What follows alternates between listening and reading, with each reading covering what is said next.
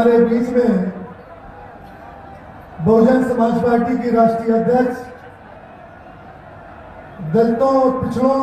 अक़लियतों के साथ साथ सर्व समाज की नेता, हम सब की नेता, देश के सबसे बड़े प्रदेश उत्तर प्रदेश की 4 बार मुख्यमंत्री रही बहन कुमारी मायावती जी आपके बीच में हमारी नेता बहन जी आ चुकी हैं। हम जोरदार आप लोगों से स्वागत करते हैं, ताली बजाकर स्वागत करें, जोरदार ताली बजाकर। अब मैं जिस तरीके से हमारी नेता हमारे बीच में आती हैं, हम लोग संप्रेम भेंट उनका स्वागत करते हैं। हम मोंटी रहमान जी से और हमारे विधायक शहजाद भाई और हमारे कैंडिडेट जमील साहब एक छोटा सा सुप्रीम कोर्ट ये जो ताज हैगा, ताज देकर बहन जी आपका स्वागत करना चाहते हैं। और यहाँ हमारे प्रदेश के अध्यक्ष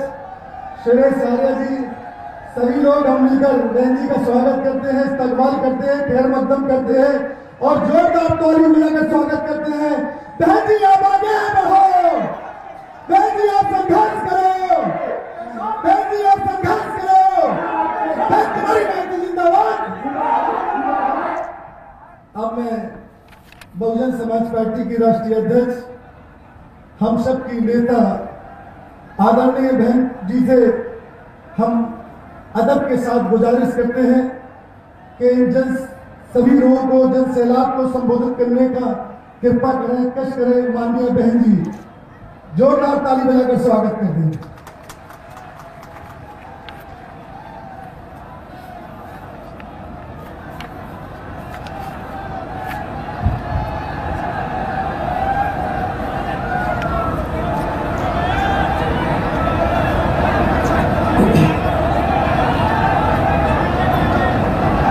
बीएसपी की चुनावी जनसभा में इकट्ठा हुए पार्टी के सभी छोटे बड़े पदाधिकारी एवं कार्यकर्तागण, आज आप लोग देश में व यहाँ आपके उत्तराखंड प्रदेश में भी लोकसभा के लिए हो रहे आम चुनाव में आपके हरिद्वार लोकसभा की सीट व इससे लगी अन्य लोकसभा की सीटों से भी चुनाव लड़ रहे अपनी पार्टी के उम्मीदवारों के समर्थन में मुझे सुनने के लिए यहाँ इकट्ठा हुए हैं, तो उसके लिए मैं आप सभी लोगों का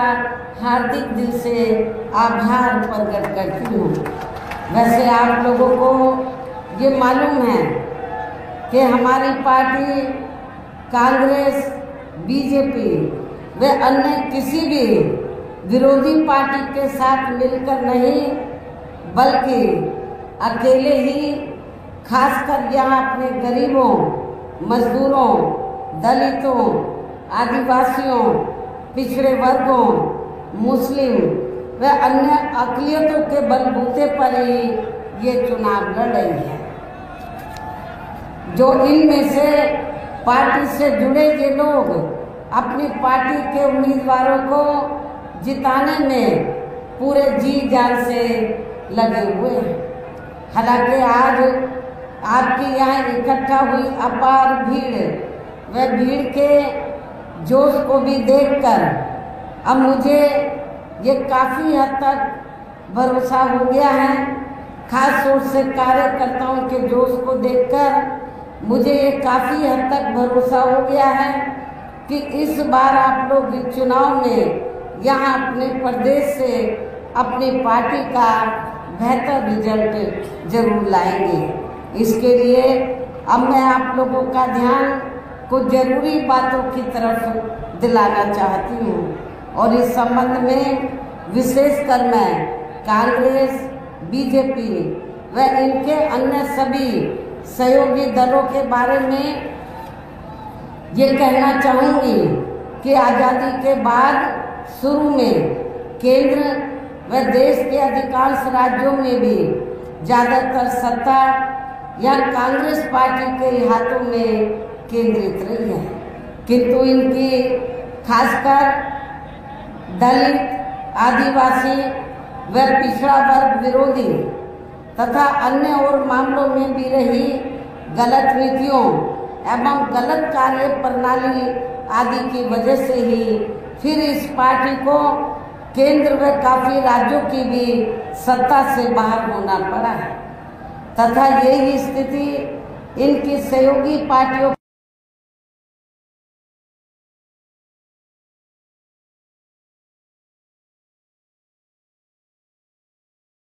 पड़ी है। और अब पिछले कुछ वर्षों से बीजेपी एवं राज्यों की भी सत्ता में काबिज हो गए हैं। साथ ही इनकी भी ज्यादातर रही जातिवादी, पूंजीवादी, संकीर्ण, सांप्रदायिक व द्वेषपूर्ण नीतियों एवं कार्य प्रणाली आदि से तथा इनकी कथनी व करनी में भी काफी अंतर होने की वजह से ऐसा लगता है कि इस बार ये पार्टी भी केंद्र की सत्ता में आसानी से आने वाली नहीं है। इस बार भी ये Bharatiya Janata party and company के लोग केंद्र की सत्ता में आसानी से आने वाले नहीं हैं, बशर्ते यदि ये चुनाव इस बार फ्री एंड फेयर होता है तथा आम चर्चा के मुताबिक वोटिंग मशीनों में भी कोई गड़बड़ी आदि नहीं की जाती है। और वैसे भी इस बार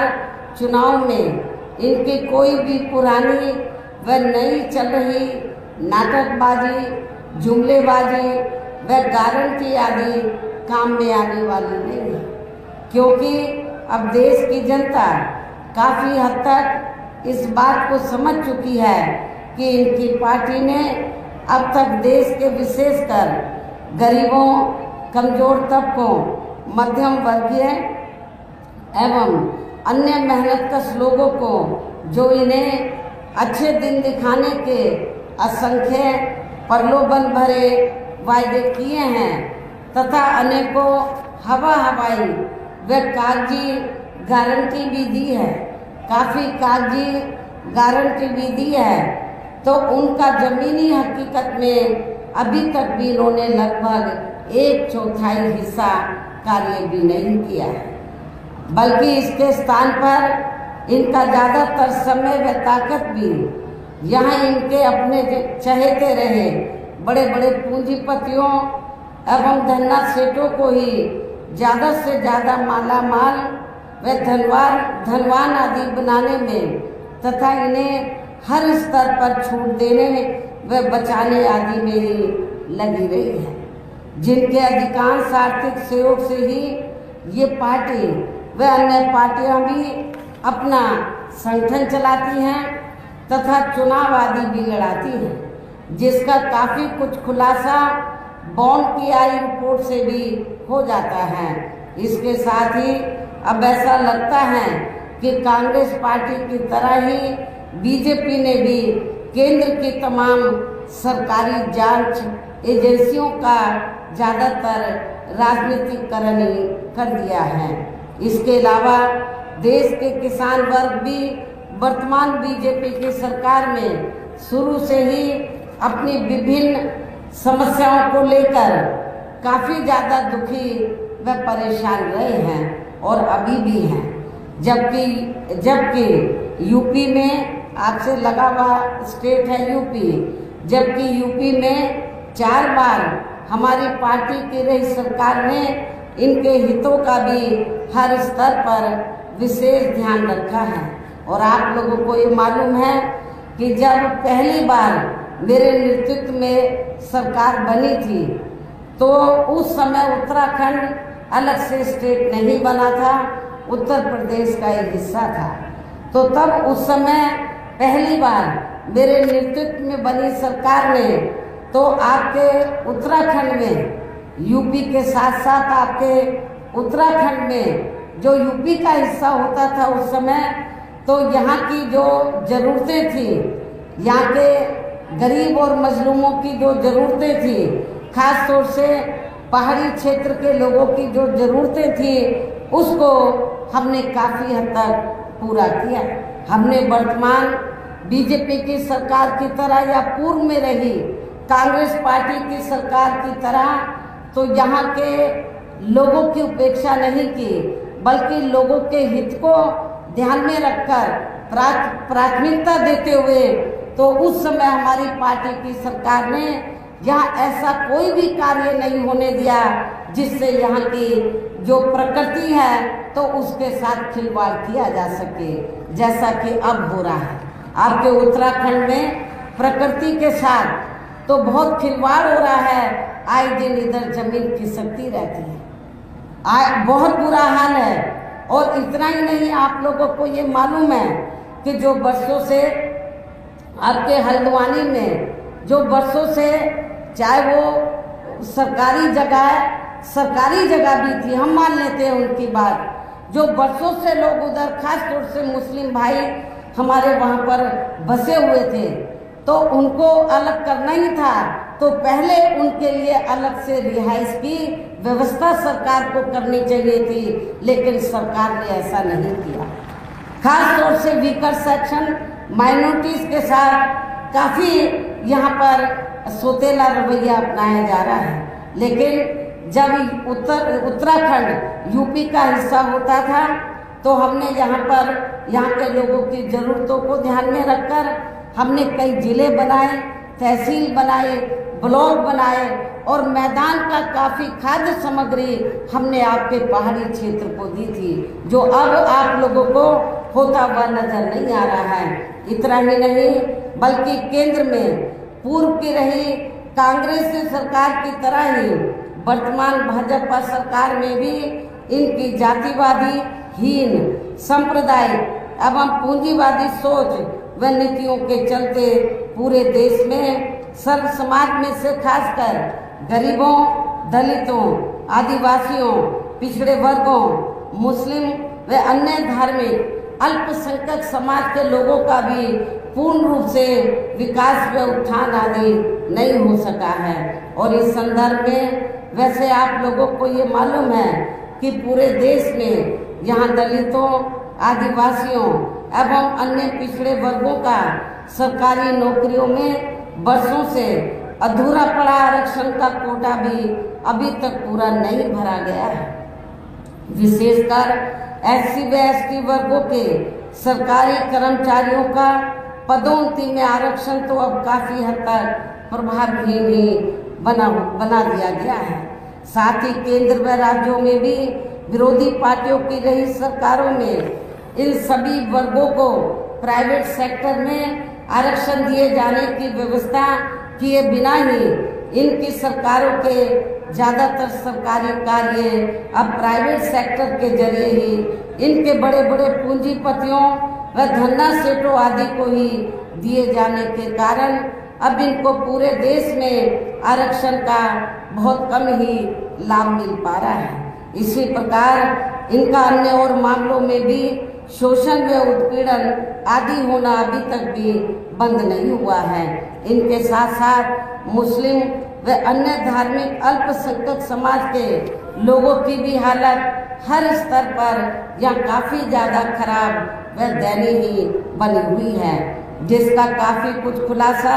सच्चर कमेटी की रिपोर्ट में भी किया गया है। इतना ही नहीं, बल्कि पिछले कुछ वर्षों से केंद्र व अधिकांश राज्यों में भी बीजेपी व RSS की सरकारों के चलते हुए अब इनका विकास व उत्थान आदि होना भी काफ़ी हद तक बंद सा हो गया है। आए दिन इन पर खासकर धर्म की आड़ में हो रही जुर्म जाति भी यहाँ काफ़ी ज़्यादा चरम सीमा पर पहुँच चुकी है। इनके साथ साथ अपर कास्ट समाज में से विशेषकर गरीब लोगों की भी हालत हमें कोई खास अच्छी नज़र नहीं आती है। इनकी गलत कृषि नीतियों के कारण किसान वर्ग भी आए दिन आंदोलित ही रहता है। साथ ही इनकी गलत आर्थिक नीतियों की वजह से देश की अर्थव्यवस्था पर भी इसका काफ़ी बुरा प्रभाव पड़ रहा है, जिससे यहाँ विशेषकर छोटे एवं मध्यम वर्गीय व्यापारी वर्ग भी काफ़ी ज़्यादा दुखी व परेशान हैं। और अब केंद्र में पूर्व की रही सरकारों की तरह ही वर्तमान भाजपा सरकार में भी यहाँ पूरे देश में गरीबी, बेरोजगारी एवं महंगाई आदि भी काफ़ी ज़्यादा बढ़ रही है। देश में हर स्तर पर फैला भ्रष्टाचार भी अभी तक कम नहीं हुआ है। साथ ही अपने देश की सीमाएं अभी तक भी पूरे तौर से सुरक्षित नहीं है। ये भी बड़ी चिंता की बात है। ऐसे में अब आप लोगों को देश में हो रहे लोकसभा चुनाव में कांग्रेस, बीजेपी व इनकी सहयोगी पार्टियों को भी केंद्र की सत्ता में आने से जरूर रोकना है। जिनकी गलत नीतियों व गलत कार्य प्रणाली आदि को आप लोगों को उनकी गलत कार्य प्रणाली व गलत नीतियों आदि को भी आप लोग काफ़ी आजमा चुके हैं। और अब ये विरोधी पार्टियां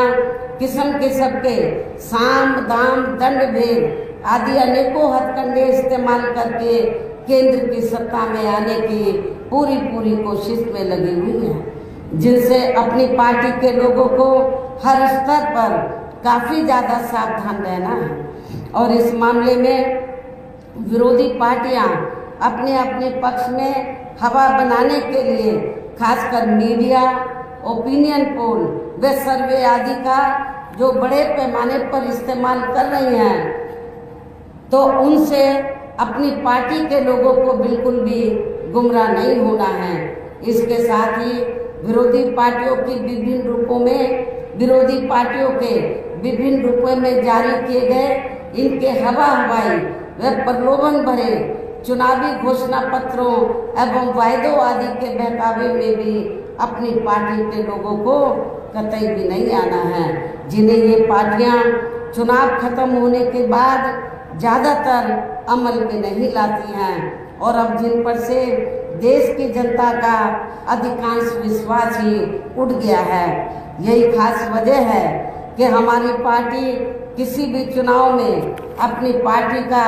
कोई भी चुनावी घोषणा पत्र आदि जारी नहीं करती है। वैसे भी हमारी पार्टी किसी भी मामले में कहने में बहुत कम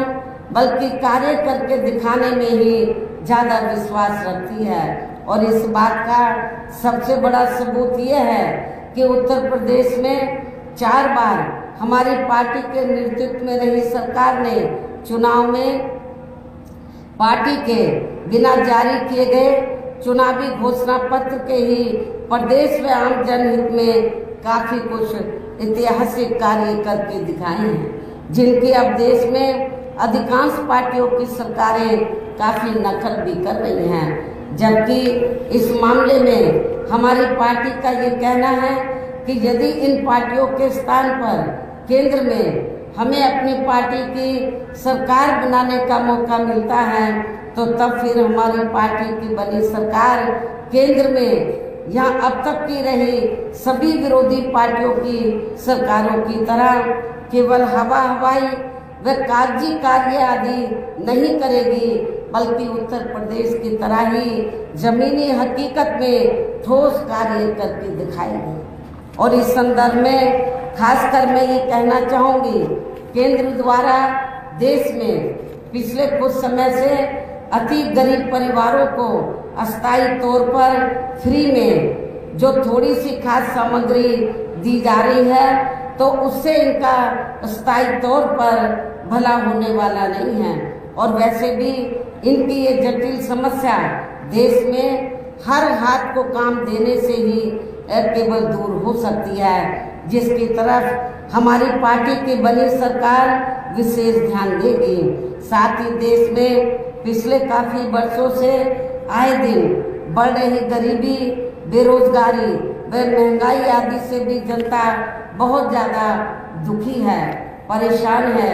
जिसे भी आर्थिक नीतियों में तब्दीली करके जरूर दूर किया जाएगा। धर्म की आड़ में पिछले कुछ वर्षों से खासकर मुस्लिम समाज के लोगों का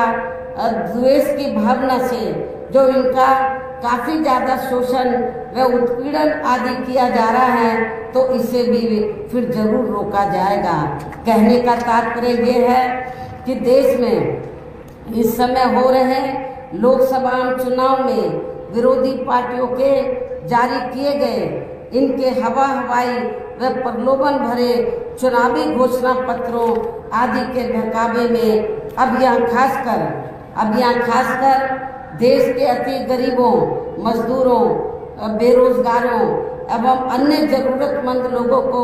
बिल्कुल भी नहीं आना है। और अब इन्हें ऐसी सभी विरोधी पार्टियों को केंद्र की सत्ता में आने से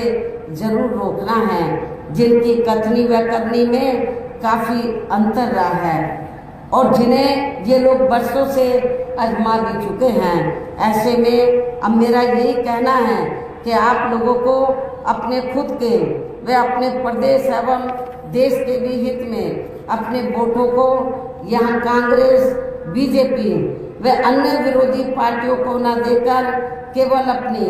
एकमात्र हितैषी पार्टी बहुजन समाज पार्टी को ही देना है, जो ये पार्टी उत्तर प्रदेश की तरह ही केंद्र में भी अपनी पार्टी की सरकार बनने पर फिर पूरे देश में यहाँ अपनी पार्टी की सर्वजन हिताय व सर्वजन सुखाय की नीतियों पर आधारित ही सरकार चलाएगी। इसके साथ साथ केंद्र से जुड़ी आपके क्षेत्र की जो भी यहाँ स्थानीय समस्याएं होंगी तो उन्हें भी फिर दूर करने का हर संभव पूरा प्रयास किया जाएगा। साथ ही